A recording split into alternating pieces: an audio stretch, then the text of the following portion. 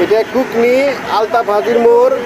প্রতি সোমবার এবং বৃহস্পতিবারে এরকম খিচুড়ি, মানে এত সুন্দর বাসনা। আমি এখান থেকে একবার যাওয়ার সময় ট্রাই করেছি, মানে জামাতের খাবার যেরকম সেন ওরকম সেন।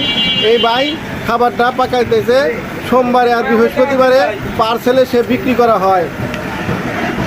মুরব্বি কত করে পার্সেল বিক্রি করেন? 30 টাকা। দামও তো সস্তা আছে, 30 টাকা।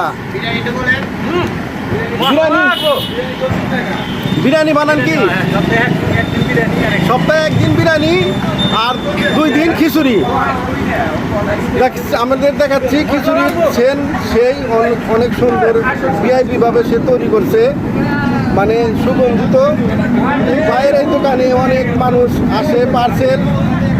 ভাই এখন কি জানি দিবে দেখছি দর্শক। এটা তো গোপন মশলা, মানে স্বাদের অনুতপ্ত দিচ্ছে ভাই। পার্সেল প্রতি প্যাকেট 30 টাকা। সোমবারে আর বৃহস্পতিবারে এখানে পাক করা হয় তাদের এই খাবারটা।